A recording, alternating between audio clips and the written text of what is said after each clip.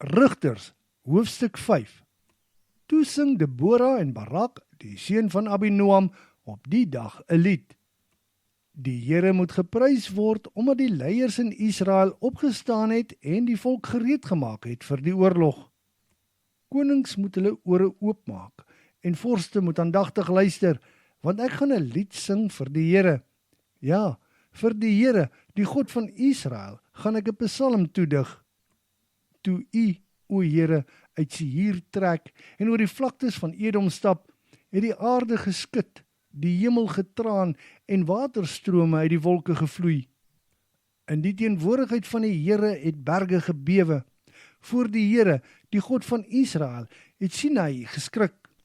O, hoe verlate was die paaie gedurende die leeftyd van Samgar, die seun van Anat. En in Jael se tyd het die wat reis die stofpaadjies gevolg. Israel was so leierloos, maar ek, Debora, het voorgevat. Ek, wat 'n moeder is in Israel. Met die keuse van nuwe gode was daar oorlog in die poorte.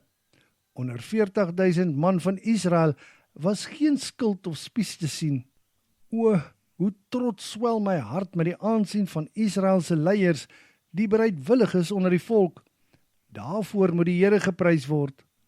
Hoe trots lyk hulle op spierwit donkies, op blink saalsakke, en die wat wandel op die pad moet alles oordink. Waar veel dors by watergate les, daar moet die Here se wonderdade besing word, sy heldedade onder Israel. Kom volk van die Here, kom af na die poorte. Staan op Debora, word wakker en sing 'n lied. En jy Barak, seun van Abinoam, kom en neem gevange. Onder die volk het die wat min was onder die helde afgetrek. Ja, die Here het self ook afgetrek. Van waar Amalek voorheen was, het Efraim gekom, en Benjamin het gevolg. Het Magier kom die leiers, en die skryfpen uit Sebilon. Saam met Debora was die leiers van Isaskar. Agter Barak aan het Isaskar gegaan, die vlaktes in. In die hart het Ruben dit alles oorweeg. Maar jy het by die kraal bly sit, en tussen jou vee na fluitspel geluister. In die hart het Ruben dit alles oorweeg. Aan die ander kant van die Jordaan het Gilead bly sit, en dan was by sy skepe. Langs die see sit Aser en ontspan by die baai. Maar die volk van Sebilon staar die dood tartend in die gesig, saam met Naftali op die slagveld. Al vegtend het die konings gekom. By Taanach en langs die waters van Megiddo het die konings van Kanaan geveg, maar kon geen silwer buit nie. Die sterre het ook vanuit die hemel geveg. Teen Sisera het hulle vanuit Albana geveg. O Kison spruit, eeu oue spruit, oor hulle koppe het jy gevloei. Wees dapper, my siel, staan vas. Al kappend was die hoewe van perde, oor verdovende gedreun van die dappere se jaagtog. En die engel van die Here sê, vervloek is Meros, al sy inwoners is vervloek. Vir die Here was hulle nie tot hulp nie, geen hulp teen die dapperes nie. Onder al die vroue is Jael die mees geseende. Geber, die Keniet, sy vrou is meer geseend as al die vroue in die tente.